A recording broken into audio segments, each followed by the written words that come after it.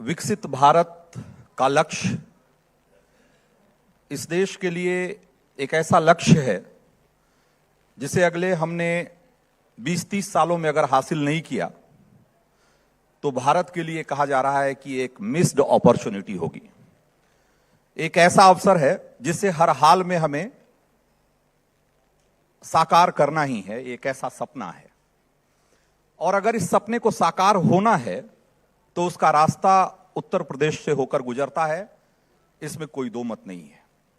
भारत को अगर दुनिया की बड़ी अर्थव्यवस्थाओं में शुमार होना है, नंबर 3 की अर्थव्यवस्था, नंबर 2 की अर्थव्यवस्था बनना है, तो उत्तर प्रदेश की समृद्धि के बगैर यह संभव नहीं है।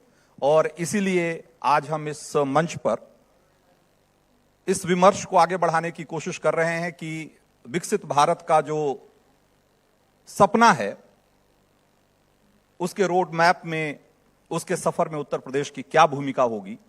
और इस पर चर्चा करने के लिए आज हमारे साथ स्वतंत्र देव सिंह हैं मंच पे, जो कि उत्तर प्रदेश में मंत्री के तौर पे, जल शक्ति मंत्री के तौर पे तो हैं ही, साथ में इनकी पहचान संगठन के एक मंझे हुए नेता के रूप में रही है।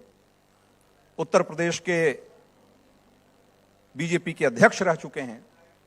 इसलिए आज हम इनके मंत्रालय से जुड़ी हुई जो बातें हैं उस पर तो चर्चा करेंगे ही, साथ ही उत्तर प्रदेश का जो राजनीतिक परिदृश्य है और 2027 के चुनाव को लेकर जो बातें हो रही है उस बारे में भी आपसे बातचीत करेंगे। आपका हमारे मंच पर बहुत बहुत स्वागत है स्वतंत्र देव सिंह जी। तो सबसे पहला सवाल तो ये कि जब जल संसाधन मंत्रालय से जल शक्ति मंत्रालय नाम हुआ तो ये उम्मीद जगी कि इस देश में जो 3 बुनियादी सवाल थे, प्रश्न थे, लोग कहते थे कि सड़क, बिजली और पानी। तो सड़क और बिजली की समस्या बहुत हद तक पिछले कुछ सालों में खत्म हुई। खत्म तो मैं नहीं कहूंगा, लेकिन ये कहेंगे कि समस्या बहुत हद तक उसका समाधान निकला। पानी आज भी एक समस्या है, और जब हम देखते हैं कि आज भी देश के अलग अलग हिस्सों में खराब पानी, संक्रमित पानी पीने की वजह से लोगों की मौत हो रही है, तो यह सवाल अचानक से बड़ा हो जाता है। आज उत्तर प्रदेश में जो हर घर जल या नल से जल वाली जो प्रोजेक्ट है, जो मिशन है, वो कहां तक पहुंचा है, और आपके अल्टीमेटम के बाद क्या वो तय समय सीमा में पूरा हो जाएगा? ये भी महत्वपूर्ण है। जल जीवन मिशन, लोगों को पानी देना है, लेकिन पानी आएगा कहां से? भूजल स्तर का कितना दोहन आप करेंगे? जब मैं जल शक्ति मंत्री बना, लगभग हमारे 71 के आसपास बांध हैं, बैराज हैं, और लगभग हमारी बंधियां हैं जहां पानी हम संरक्षित करते हैं, और पीने के लिए पानी, औद्योगिक के लिए पानी और सिंचाई के लिए लगभग 76,000 और 526 किलोमीटर हमारी नहरें हैं, और सभी टेल तक पानी, यानी खेत तक पानी देना है, पीने के लिए पानी देना है और उद्योग के लिए पानी देना है। गर्मी आते आते हमारी यमुना में बिल्कुल पानी नहीं बचता है। यमुना में तो बाढ़ के समय भी पानी, जो क्षमता उसकी चलने की, जब यमुना में पानी स्थिति रहती है कि गर्मी आते आते पानी सप्लाई। गंगा जी में भी गर्मी आते आते में पीने के लिए पानी भी सप्लाई काशी उसी करना पड़ता है, तो सभी हम लिफ्ट कैनाल अपने गंगा जी में लगे हुए बंद करना पड़ता है, यानी तभी हम पानी। तो 2030 जो आने वाला हमारे सामने बहुत बड़ा संकट है। जब विभाग का मंत्री बना मैं, तो मैं सोचा जब तक ये सिंचाई विभाग के इंजीनियर और जो हैं, मान लो रुड़की से आते हैं, IIT से आते हैं और वह NIT से आते हैं, पढ़े लिखे बच्चे होते हैं, तो क्या है कि उनके अंदर जोश हमें भरना पड़ेगा। उनको डांटना, फटकारना, सस्पेंड करना, निलंबित करना, यदि गलत करते हैं तो करना पड़ेगा। लेकिन मैं उनको राष्ट्रवाद समझाने का कोशिश किया। जैसे कार्यकर्ता का निर्माण होता है ना, कि कार्यकर्ता को निर्माण करिए, वो कल का पंडित दीनदयाल उपाध्याय बनेगा। उसी तरह उनको भी समझाने का कोशिश किया। हर मीटिंग में केवल 2 ही सवाल रहता था मेरा। एक तो पत्नी बच्चों के प्रति समर्पित रहो, दूसरा सिंचाई विभाग के प्रति समर्पित, जो पेट भरता है, जो पलता है। ये मैं समझाने का कोशिश किया। उसका परिणाम आज मुझे दिखाई दे रहा है, आंखों के सामने दिखाई दे रहा है। तो फिर उसे बता अभी एक मिनट, अल्टीमेटम देने की नौबत नहीं, क्यों आ गई? आज मेरी ये स्थिति है कि राज्य में, मैं नहीं कहता हूं 100%, लेकिन राज्य में नहर के किनारे कहीं चले जाइए आप, लगभग 110 मिसमार नहरें जो मर चुकी थीं, पट चुकी थीं, यही जेईयू ने मिसमार नहरें 110 नहरें जिंदा किया और टेल तक पानी पहुंचा। पहले किसान खोदने नहीं दे रहे थे और टेल तक पानी पहुंचाने का काम हमने किया, और किसान खोदने नहीं दे रहे थे। जब एसडीएम का सहयोग लेना पड़ा, अधिकारियों को, प्रशासनिक, फिर वही जब टेल तक 2 बार पानी पहुंचा उसके किसान को, तो ही किसान फिर हमारे जेई को बैठाकर चाय पिलाया। ये परिवर्तन। लेकिन ये सवाल अपनी जगह है कि जो बुंदेलखंड और विंध्य का इलाका है, मैं बस आ रहा हूं, एक सेकंड क्या है, उसके कारण मेरे सभी 71 बांध, पहली बार जल संचय सिंचाई बरसात के कारण सभी बांध मेरे भरे हुए हैं, सभी हमारे बंदे, जरगो जैसा बांध भरा हुआ है। जो लीकेज होते थे गेट के फाटक द्वारा, वो अपने आने के बाद लगभग 85 के आसपास गेट हम बदलवाए होंगे, भीमगौड़ा बैराज से, हरिद्वार से लेकर, और सभी गेट बर्बाद। दूसरी बात, किसी जेईई का मेरे राज्य में शोषण नहीं हो सकता है, ट्रांसफर में, पोस्टिंग में, किसी चीज में, यानी उसका 2 लाख 1 लाख रुपए मार्केट में नहीं खर्चा होगा। कोई ठेकेदार डायरेक्ट काम नहीं ले सकता है, जिसके कारण आज हमारे सिंचाई विभाग के पास, मेरे पास उपलब्ध है लगभग हमारी जो बड़ी परियोजना, जिसे कहा जाए मौधापाद, पहुंच, गुंता, सरयू, बाढ़सागर और अर्जुन सहायक, ये परियोजना कंप्लीट होने के कारण जो 2 लाख बीघा थे जमीनें, वहां पर 5-5, 10-10 लाख, 15 लाख रुपए बीघा जमीनें हो गई हैं और जल स्तर ऊपर उठा। तो ये सिंचाई की बात आपने कही, मैं कह रहा हूं कि ये जो पेयजल वाली योजना है, आपने कहा कि भाई विंध्य और बुंदेलखंड में आप कह रहे हैं कि आज आपके अल्टीमेटम के बावजूद, डेडलाइन के बावजूद काम पूरा नहीं हो रहा। लगभग 97,007 के आसपास ग्राम सभाएं हैं, उसमें हमारे लगभग 34,000 ग्राम पंचायतों में हमारे नल के कनेक्शन इस प्रकार के सभी मार्क हो गए, जल मार्क हो गया है। 26,000 गांव में हम सप्लाई देते हैं। अब बताओ 30,000 टंकियों में से जो 38,000 टंकी बनना है, लगभग 20,000 टंकी हमारी कंप्लीट हो गई है, शेष टंकियों का निर्माण चल रहा है। 20,000 टंकी में से 3-4 टंकी या तो गिरी होंगी या थोड़ा चेक हो रहा होगा। आप बताइए, बड़ी से बड़ी परियोजनाएं, चाहे अंतरिक्ष कुछ भी हो, कितने बार होता है इसको, और मॉनिटरिंग भी करवा रहा हूं, चेक भी करवा रहा हूं, और नोट कर, ये भी नोट कर लीजिए, 10% कॉन्ट्रैक्टर का रोक कर रखा हूं। यदि रोड हो, पानी की सप्लाई हो, इसके कारण मैं रोक कर रखा हूं कि आपको मतलब कंट्रोल रहेगा, यदि जो खराब होगा हमें कटिंग करेंगे, बनवा।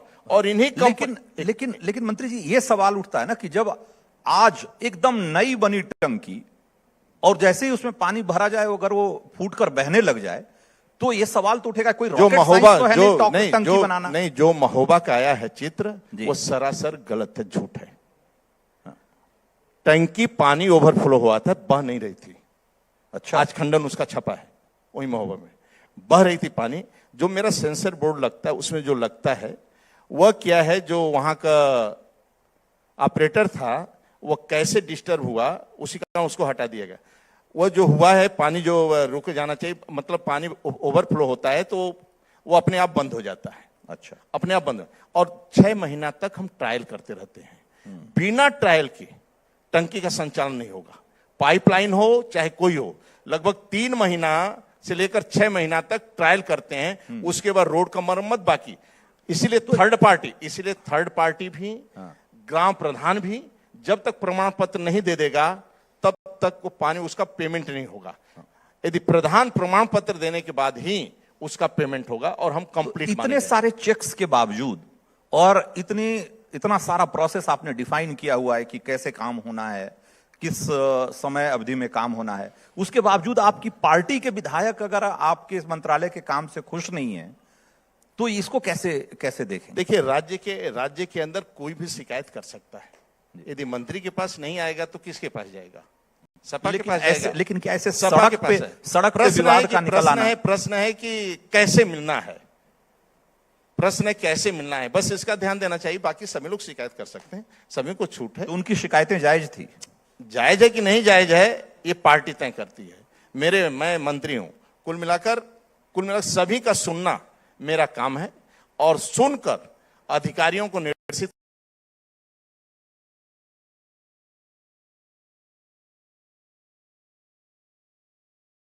आप उत्तर प्रदेश में पता कर सकते हैं, ये सिंचाई विभाग जल जीवन मिशन मेरा नहीं है। एक सिंगल व्यक्ति का मैं पोस्टिंग नहीं करवा सकता हूं, न मैं स्वयं ट्रांसफर कर सकता हूं, न उसमें भर्ती करवा सकता हूं किसी कंपनी से, न किसी व्यक्ति भर्ती करवाया, न किसी को सबलेट दिलवा सकता हूं, न एक रुपया मेरे शरीर पर खर्चा हो सकता है। तो लेकिन लोग कह रहे हैं कि भाई ये नल जल मिशन जो है, हर घर जल का जो मिशन है, ये तो ठीक है, कब पूरा होगा नहीं होगा उस पर भी हम आगे बात करेंगे उसके डेडलाइन पे। लेकिन लोग कह रहे हैं कि इसके चक्कर में सारी सड़कें खुद गई हैं और उन सड़कों की सुध लेने वाला कोई नहीं है। तो ये कहते हैं कि माया मिली ना राम वाली बात। मैं कहां कर रहा हूं, सब पानी तो मिली नहीं सड़क, और मैं कहां कर रहा हूं। 1,99,000 सड़कें खोदी गई, 1,93,000 सड़कें मोटर बिल्ट हुई हैं। जब तक कंप्लीट टंकी का सप्लाई पानी नहीं होगा फिर वो मैं पूरी पक्की करते हैं, बाकी पार्ट देते हैं, उसको बनाते हैं और सब। देखिए कि बहुत बड़ा काम है ना, छोटा मोटा काम नहीं है। ये माननीय मोदी जी का बहुत बड़ा सपना। लेकिन आपके पास बजट भी तो बहुत केंद्र राज्य नहीं, केंद्र राज्य और संयुक्त प्रयास करने के बाद आजादी से लेकर 17 तक 1,19,000 घरों में नल कनेक्शन दे पाया था। आज 2,67,00,000 में से 2 करोड़ 43 लाख घरों में नल का कनेक्शन मैं दे चुका हूं। ये बहुत बड़ी योजना तो आज और आज वही मैं कह रहा हूं। इतना देने के बाद भी मैं कह रहा हूं कि 75 गांव में से 26 ग्राम सभाओं में ही 26,000 ही ग्राम सभाओं में नल का पानी मैं सप्लाई कर दे रहा हूं। अभी बाकी करना है। आज तो की स्थिति इसी मंच से आज क्या आप कोई आश्वासन या कोई ये करना चाहेंगे कि ये जो हर घर, जैसे कि था ना कि देश का आखिरी गांव भी अब विद्युतीकरण से मतलब जुड़ गया, विद्युत से जुड़ गया, ये भी अंतिम इसी ढंग से पानी बेंद बुंदेलखंड स्वच्छ पानी पहुंच जाएगा, बेंद बुंदेलखंड से स्वच्छ पानी पहुंच जाए। देखिए नहीं, पूरे उत्तर प्रदेश के लिए क्या टारगेट है? पूरे उत्तर प्रदेश में पानी पहुंचेगा तभी तो योजना शुरू हुई है जी। ये योजना इसलिए शुरू हुई है कि सभी के घर तक पानी देना है भाई, और एक हर घर तक पानी पहुंचेगा और सभी को इसमें लगना। देखिए क्या है इसमें लगना, होता क्या है, मैंने 10 गली पूरा कर दिया, मान लो 10 घर में पानी नहीं पहुंच रहा है तो 10 घर वाले तो बोलते रहेंगे, लेकिन वहां 600 घर वाले नहीं कहेंगे पानी आ रहा है, तो वह 10 घर वाले दिखाई देते हैं। जैसे वह गली का रोड पूरा पक्की कर दीजिए, 2 घर छूट गया, आपने 100 मीटर सीसी नहीं बढ़ाया, तो 2 ही घर वाले चिल्लाते रहेंगे, सुबह से शाम तक एप्लीकेशन लेकर घूमते रहेंगे। और वो बाकी गांव, बाकी शहर में जितने हैं वो कौनों नहीं निकलेंगे कि हमें पानी दे। जैसे कोई चैनल वाला पहुंच जाए ना, तो केवल चैनल पहुंचने के बाद कहेंगे, वो 2 ही घर चिल्लाते रहेंगे पानी नहीं आ रहा है, बाकी 600 घर कहेंगे, वो कुछ बोलेंगे नहीं, घर के बाहर नहीं निकलेंगे, और उनके बाद पहुंचने वो भी बंद हो जाएंगे। ये प्रॉब्लम आज के डेट में, आप देख रहे हैं ट्रेन से पानी आता था, आज बुंदेलखंड में आपको कोई घड़ा लिए नहीं मिलेगा।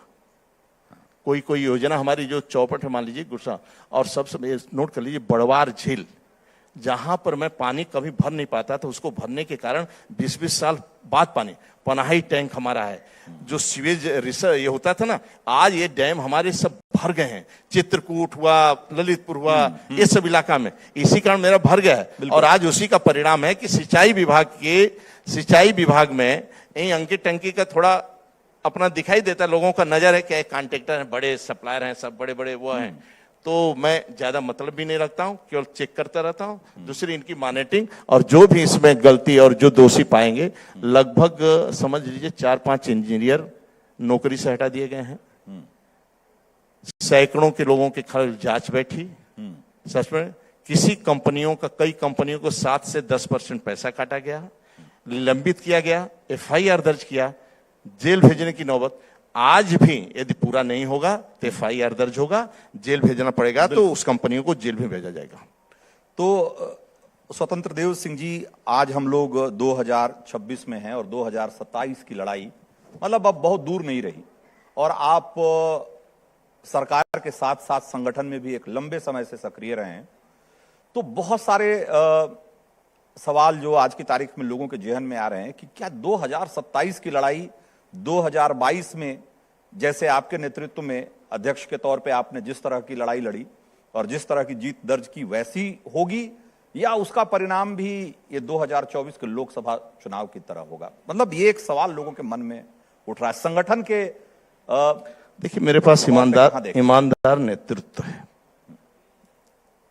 परिश्रमी नेतृत्व है, परिश्रम की पराकाष्ठा करने वाला नेतृत्व है। भारतीय जनता पार्टी के कार्यकर्ता केवल राष्ट्रवाद के लिए जीते हैं, अपने पार्टी के लिए जीते हैं, और विकास लोगों के घर तक दे रहा हूं। आज गांव का व्यक्ति पैर जमीन पर रखता है तो सीसी सड़कें मिलती है। उसके गांव से तहसील को जोड़ दिया है, तहसील से जिला को मैं जोड़ दिया, और जिला को राजधानी से दिल्ली को जोड़ दिया। हमारे पास ट्रेनों का जाल है, सड़कों का जाल है, एयर कनेक्टिविटी है, और भूख से कोई सो नहीं सकता है। जब गर्भधारण महिला मां करती है तो उसको पोषण आहार भी देते हैं, जन्म के बाद उसको अन्नप्राशन भी करवाते हैं। बड़ी होती स्कूल के लिए, छोटी सी बच्ची बड़ी होती तो स्कूल जाना तो उसको जूता मोजा सब फ्री, मध्याह्न का भोजन फ्री।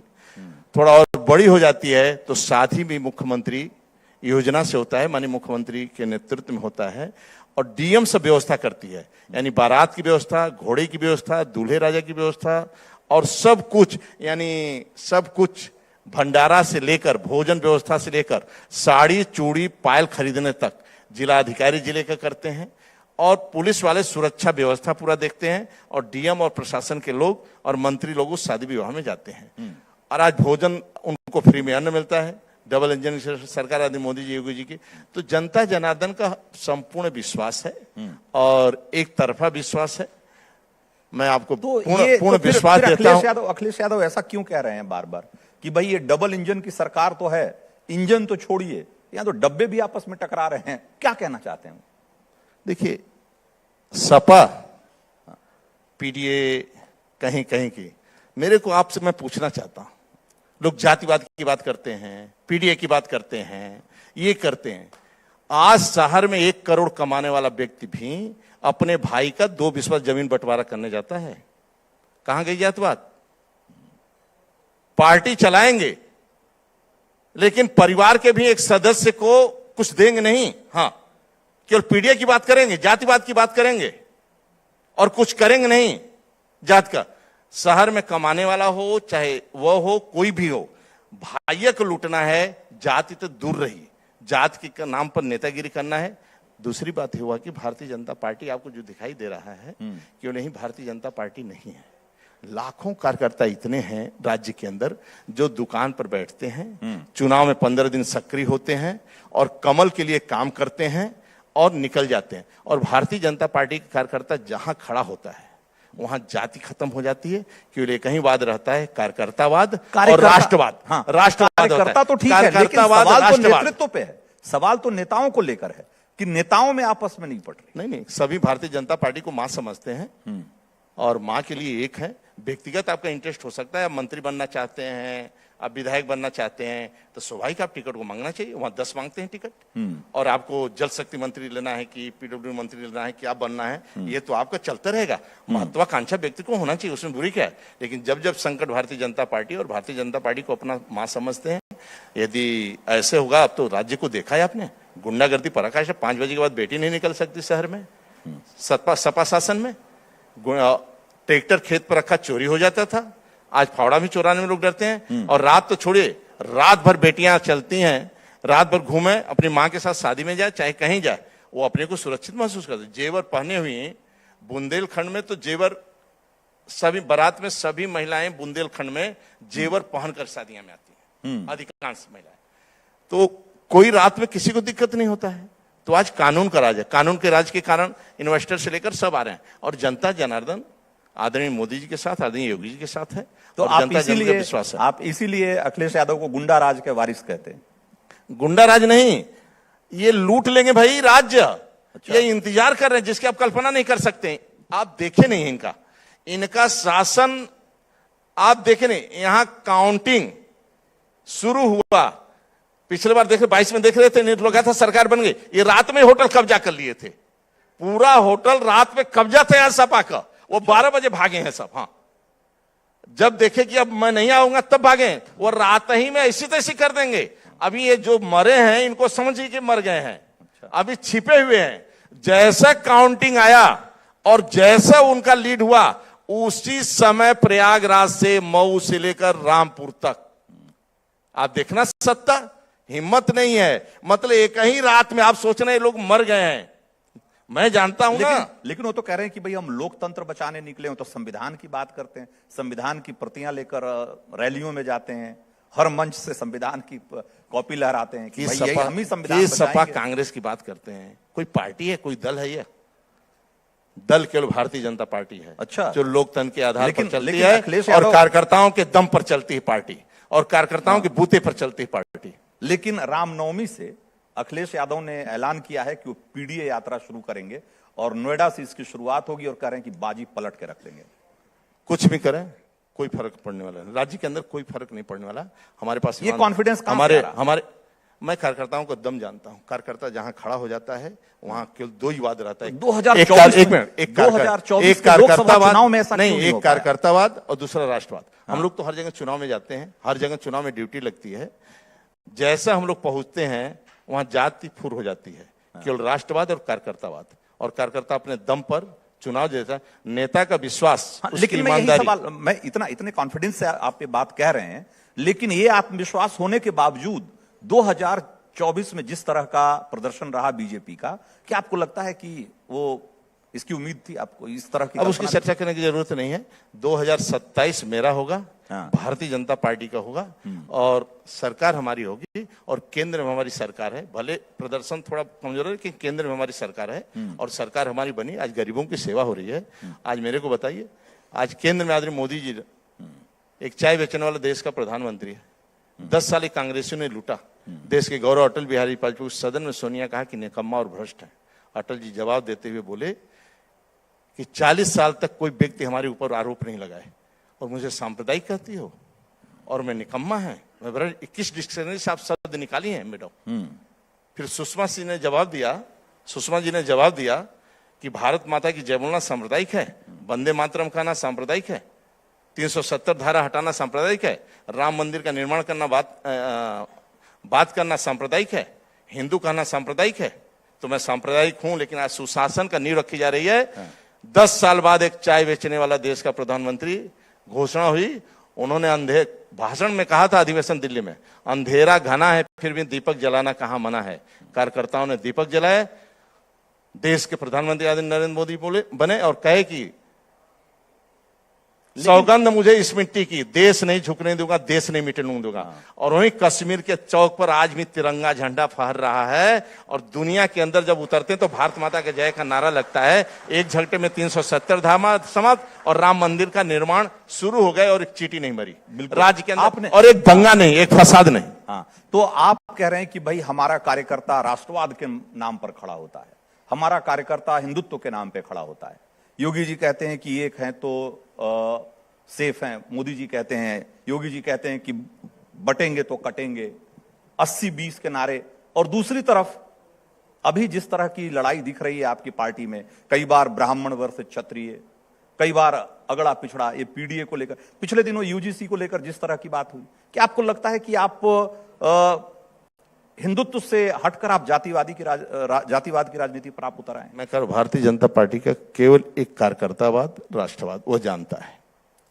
और जहां हम खड़े होते हैं वहां जातिवाद समाप्त हो जाता है, कार्यकर्तावाद शुरू होता है और राष्ट्रवाद शुरू होता है। और विकास यही हमारा एजेंडा है। पंडित दीनदयाल उपाध्याय जी से ही जो एकात्म मानव दर्शन अंत्योदय जो दे गए हैं, जो कार्य पद्धति हमें दे गए हैं, उसी आधार पर हम लोग काम करते हैं। और उसी आधार जब हमारी सरकार केंद्र में, देश के गौरव अटल बिहारी वाजपेयी, आज आदरणीय नरेंद्र मोदी, केवल गरीबों के कल्याण के लिए, गरीबों के विकास के लिए, और उत्तर प्रदेश आदरणीय मोदी योगी जी, समझ लीजिए एक जनता जनार्दन को कुछ हो जाता है ना, उनकी इच्छा रहती है कि हर व्यक्ति को सुविधा उसके घर तक पहुंचे। नींद नहीं आती भाई, नींद नहीं आती है। मेरा सवाल है कि क्या आपको लगता है, क्योंकि आप संगठन के में से जुड़े रहते हैं और लगातार उसके नब्ज टटोलते रहते हैं, क्या यूजीसी के मसले ने क्या ये हिंदुत्व एकता का जो आपका एजेंडा है उसको कमजोर किया है? जो विषय आपने उठाया, चाहे पेपर, ये पेपर में छपते रहते हैं कि विधायक बैठे, वो विधायक बैठे, ये विधायक बैठे, छपते रहते हैं। ये सभी एक लक्ष्य के लिए काम करते हैं और राष्ट्रवाद के लिए काम करते हैं, भारतीय जनता पार्टी की मजबूती के लिए काम करते हैं। पंक्ति के अंतिम व्यक्ति को मान मिले, सम्मान मिले, भरपेट भोजन मिले, रहने को छत मिले, चिकित्सा शिक्षा सुविधा हो, इसके लिए काम करते हैं। ये दो कहाँ बैठ रहे हैं, तीन क्या कर रहे हैं, ये चलता रहता है। लेकिन आप नोट कर लीजिए, मुझे पूर्ण विश्वास है कि भारतीय जनता पार्टी का कार्यकर्ता राष्ट्र, और वो जानता है कि मैं हूं तभी तक ये राष्ट्र भी मजबूत है। बाकी तो लूटने के लिए आए हैं, सब पार्टियां, अधिकांश पार्टियां लूटने के लिए आए हैं। अच्छा, तो आप मंच से विकास की बात करते हैं, लेकिन जब चुनाव में जाते हैं तो लोग कहते हैं कि आप लोग एकदम हिंदू मुसलमान पे उतर आते हैं, उसके अलावा आपका कोई एजेंडा चलता नहीं है, और कह रहे हैं कि भाई इस बार चूंकि अयोध्या का मसला हल हो गया तो आपने एक नया मसला खड़ा कर दिया संभल का। क्या नहरों में पानी पहुंच रहा है मुसलमान हिंदू? 200 आवास देते हैं शहरों में, एक गलियों में, हिंदू मुस्लिम। आयुष्मान का कार्ड हम दिए हिंदू मुस्लिम, शौचालय दिए हिंदू मुस्लिम, किसान सम्मान निधि हिंदू मुस्लिम। कोई वोट दे या न दे, फिर भी विकास सभी के लिए है और सभी के घर तक है। सबका विकास और सबका साथ, और सभी को विश्वास लेकर हम विकास करते हैं। हम लोग हिंदू मुस्लिम लोग करते हैं, लोग खुराफात करते रहते हैं। आज बम नहीं फट रहा है तो सभी सुरक्षित हैं, दंगा नहीं हो रहा सभी सुरक्षित। सभी हिंदू मुस्लिम के माता पिता सोचते हैं हमारी बेटी सुरक्षित रहे, स्कूल जाए, पढ़ाई करे। ये गुंडों और मौलवियों और दंगा के चक्कर में कोई नहीं पड़ता है, सब पढ़े लिखे जितने हैं। और ये मतलब आज सभी भारतीय जनता पार्टी की प्रशंसा करते हैं, साथ में आदरणीय मोदी जी की प्रशंसा करते हैं, आदरणीय योगी जी की सब प्रशंसा करते हैं। नहीं तो योजनाओं में तो आप कह रहे हैं कि सबका साथ सबका विकास, लेकिन जब नैरेटिव की बात होती है, जब मंच पर खड़े होकर आप और आपके नेता बात करते हैं, तब ये 80-20 का नारा क्यों उछाला जाता है? तब ये बटेंगे तो कटेंगे का नारा क्यों उछाला जाता है? ये लोग समझना चाहते हैं कि भाई ठीक है, आपकी योजनाएं तो समावेशी है, आप कह रहे हैं कि हम तो सबके लिए आयुष्मान क्या है, गुंडों मवालियों से होशियार रहो, मतलब उनके चक्कर में नहीं पड़ना है। हाँ। उनके चक्कर में नहीं पड़ना, उनसे होशियार रहो। लेकिन पढ़े लिखे मुसलमान हिंदू वो समझते हैं देश मेरा है, वो जानते हैं पाकिस्तान में क्या हो रहा है, वो जानते हैं बांग्लादेश में क्या हो रहा है। लेकिन यहाँ के पढ़े लिखे लोग जो मुसलमान इस राज्य से, देश से प्रेम करते हैं, वो सभी साथ में हैं। हाँ, और आपके साथ रहते हैं। लेकिन आपको वोट तो नहीं मिलता। अब तो ये निर्णय अगर आपके साथ हैं तो आपको वोट भी मिलना चाहिए। हो सकता है 27, आखिर क्या वजह है कि आप हो सकता है 27 में एक तरफा देते सब। अच्छा।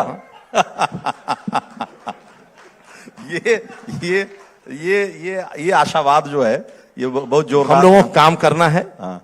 काम इसलिए करते रहते हैं, आज नहीं तो कल प्रसन्न होगा, कल नहीं परसों प्रसन्न होगा। हाँ। लेकिन सेवा करते काम करते रहिए। हाँ। तो 2027 के लिए आप संगठन को बहुत करीब से देख रहे हैं, और आप तो कह रहे हैं कि जिस कॉन्फिडेंस से आप यहां बात कर रहे हैं, 2027 के लिए क्या आंकड़ा रहेगा आपका? मैं गारंटी से कहता हूं 300 पार करेंगे। अच्छा। हर हालत में हम पार करेंगे। जो वातावरण अभी दिखता है या कैसे दिखता है, लेकिन मुझे पूर्ण विश्वास है कि जनता जनार्दन ने जानती है कि ये आएंगे तो क्या होगा। हाँ। ये है तो क्या हो रहा है। आज किसी गांव में चले जाइए, किसी गली में चले जाइए, किसी महिला से पूछ दीजिए माइक लगाकर, गांव में जो कुछ नहीं जानती है, और गांव में वो माननीय मोदी जी, माननीय योगी जी छोड़कर किसी के नाम नहीं लेगी। और भारतीय जनता पार्टी, आप पूछ सकते किसी गांव में चले, मैं विश्वास आपको दिलाता हूं। अच्छा। हम तो जाते रहते हैं, बैठक करते रहते हैं, लोगों से मिलता रहता हूं। हर गांव में, अधिकांश गांव में दौड़ा होता है। लेकिन लास्ट में हर गांव में तो क्या है, लास्ट में नहीं, जनता जनार्दन का प्रेम आपके साथ है। और 24 करोड़ जनता जनार्दन, आदरणीय मोदी जी, योगी जी को उत्तर प्रदेश के लोग विश्वास है कि इन्हीं के राज्य में कुछ होना है, और पूरा साथ है। और हम आपको विश्वास देता हूं।